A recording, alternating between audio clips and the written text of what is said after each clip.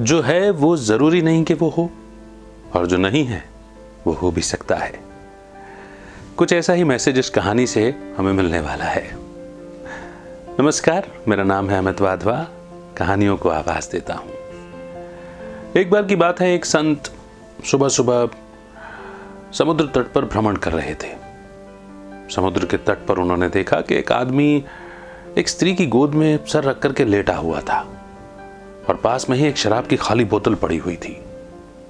अब सुबह सुबह यह नजारा दिखा तो संत बहुत दुखी हुए और उन्होंने विचार किया कि मनुष्य कितना तामसिक और विलासी है, सुबह सुबह शराब का सेवन करके स्त्री की गोद में सर रख करके प्रेमालाप कर रहा है।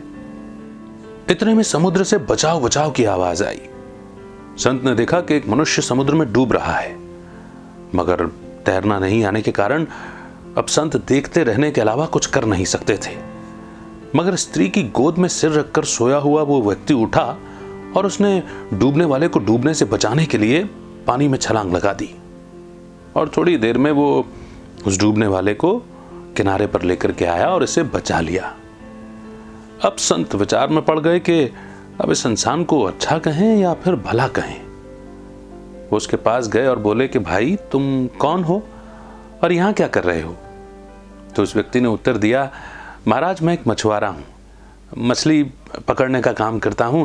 आज कई दिनों के बाद समुद्र से मछली पकड़कर प्रातः जल्दी ही यहाँ लौटा हूं।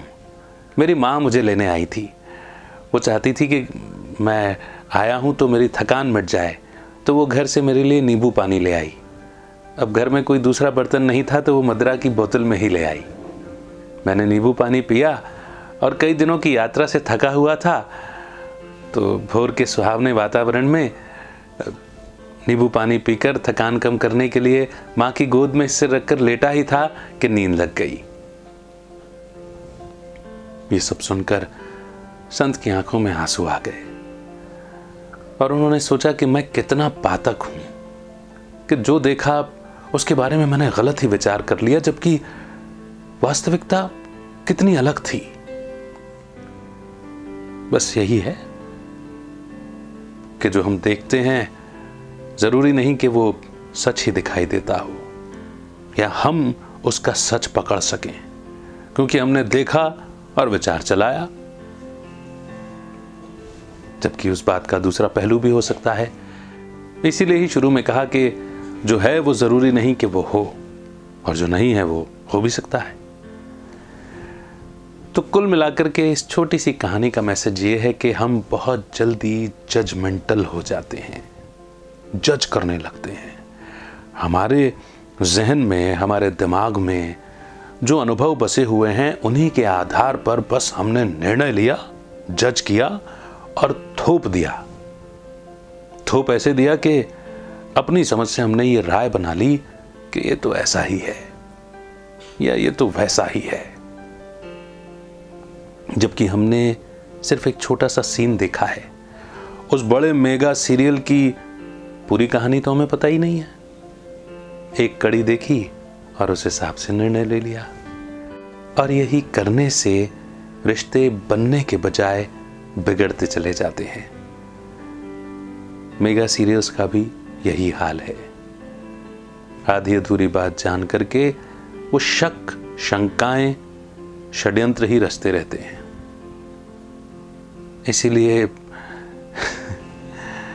आज के युग में हमारे लिए शकुनी यही हैं जो हमारे मन में शक का बीज बोते हैं। इनसे बचिए, सत्य परमात्मा का साथ लीजिए और निश्चय करके निश्चय बुद्धि विजयंती बनिए।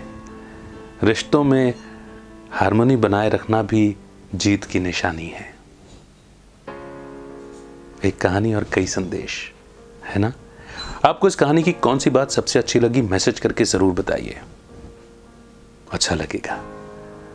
और आपके लिए एक छोटा सा गिफ्ट भी है, डिस्क्रिप्शन में जाकर के लिंक पर क्लिक करके वो कलेक्ट कीजिए, आपको भी अच्छा लगेगा। Thank you. बहुत जल्द नई कहानी के साथ फिर होगी मुलाकात। तब तक रखिए अपना बेहतर ख्याल। अमित का नमस्कार। जय हिंद, जय भारत, वंदे मातरम।